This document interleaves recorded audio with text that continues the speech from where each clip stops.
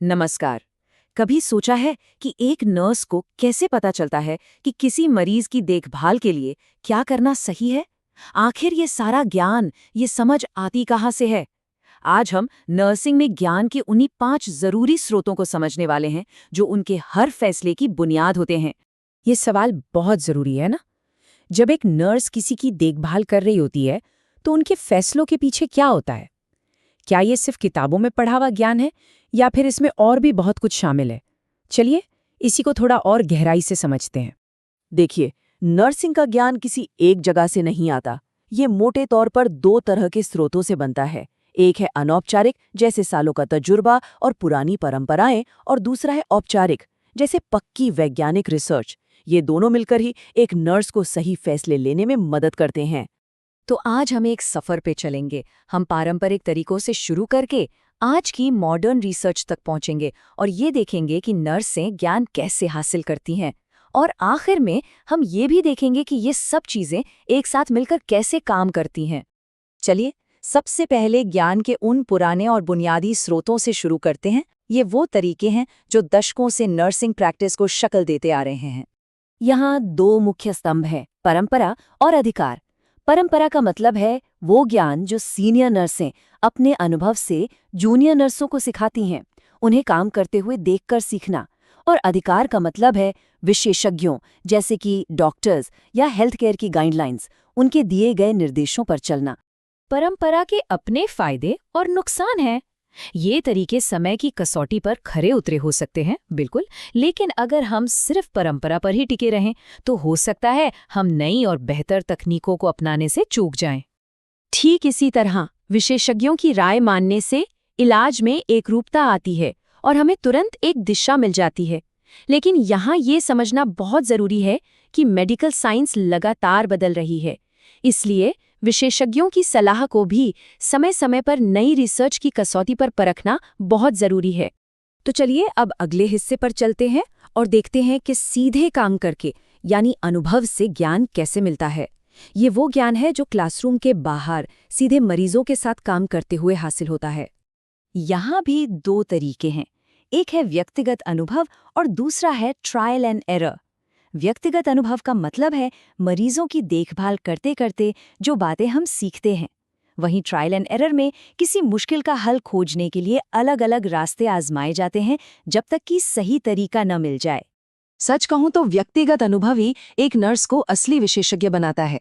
ये किताबी ज्ञान को असल दुनिया के हालात से जोड़ता है। लेकिन हमें ये भी ध्यान रखना होगा कि एक नर्स का अनुभव हर मरीज पर लागू हो, ये जरूरी नहीं, क्योंकि ये काफी हद तक व्यक्तिगत होता है। ट्रायल एंड एरर की प्रक्रिया कुछ इस तरह काम करती है।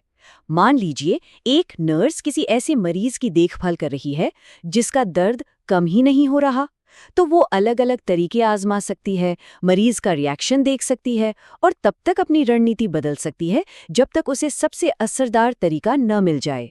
लेकिन यहाँ एक बहुत ही जरूरी बात है, मरीजों की देखभाल में ट्रायल एंड एरर का इस्तेमाल बहुत सावधानी से करना पड़ता है, क्योंकि इसमें अगर कोई गलती हो जाए तो वो मरीज के लिए खतरनाक हो सकती है। इसलिए ये तरीका हमेशा सुरक्षित और नैतिक सीमाओं के अंदर ही आजमाया जाना चाहिए। और अब हम आते हैं ज्ञान के सबसे भरोसेमंद स्रोत पर, जिसे मॉडर्न नर्सिंग का गोल्ड स्टैंडर्ड भी कहा जाता है, यानी वैज्ञानिक विधि या रिसर्च। वैज्ञानिक विधि सिर्फ अंदाजे या तजुर्बे पर नहीं चलती। ये एक पूरा सिस्टम है, एक ऐसी प्रक्रिया है जिसमें समस्याओं की गहराई से जांच की जाती है, ताकि हमें ऐसा ज्ञान मिले जिस पर हम पूरा भरोसा कर सकें और जो ठोस सबूतों पर आधारित हो। रिसर्च कोई अचानक से होने वाली चीज नहीं है, ये एक स्टेप बाय स्टेप प्रोसेस है, समस्या को पहचानने से लेकर डेटा इकट्ठा करने और फिर नतीजों तक पहुंचने तक। इसमें हर कदम सोचा समझा और योजना के मुताबिक होता है। और यही वैज्ञानिक विधि की सबसे बड़ी खासियत है। इसमें भावनाओं या व्यक्तिगत राय के लिए कोई जगह नहीं होती। यहाँ सारा जोर डेटा और निष्पक्ष विश्लेषण पर होता है। इसका मकसद ऐसे नतीजे पाना है जिन्हें कोई दूसरा रिसर्चर भी जांच सके और कंफर्म कर सके। तो वैज्ञानिक रिसर्च की पहचान क्या है? ये व्यवस्थित होती है, सबूतों पर आधारित होती है और इसे दोहराया जा सकता है। यही वजह है कि ये एविडेंस बेस्ड प्रैक्टिस, यानी सबूत आधारित देखभाल की रीढ़ की हड्डी है। जिसका सीधा सा मतलब है मरीज की देखभाल के लिए सबसे अच्छे और सबसे नए वैज्ञानिक सबूतों का इस्तेमाल करना। तो हमने ज्ञान के अलग-अलग स्रोतों को समझ लिया। अब सवाल ये उठता है कि आज के ज़माने में एक नर्स इन सभी का इस्तेमाल करती कैसे है?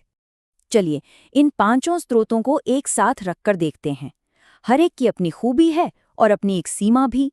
परंपरा समय की कसौटी पर खरी उतरती है, तो वहीं वैज्ञानिक रिसर्च सबसे ज्यादा भरोसेमंद है।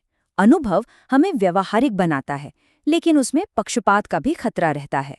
तो सबसे जरूरी बात यह है कि मॉडर्न नर्सिंग में किसी भी स्रोत को पूरी तरह से खारिज नहीं किया जाता। असली कौशल इन सभी को मिलाने में है। अनुभव, परंपरा और अधिकार का सम्मान होता है, लेकिन कोई भी आखिरी फैसला हमेशा सबसे ठोस वैज्ञानिक सबूतों के आधार पर ही लिया जाता है। तो हम इस सवाल के साथ अपनी बात खत्म करते हैं कि मरीज की बेहतरीन देखभाल के लिए हम अनुभव और सबूत को सबसे अच्छे तरीके से कैसे मिला सकते हैं। शायद अनुभव और सबूत का यही संतुलन है जो नर्सिंग को एक विज्ञान भी बनाता है और एक कला भी।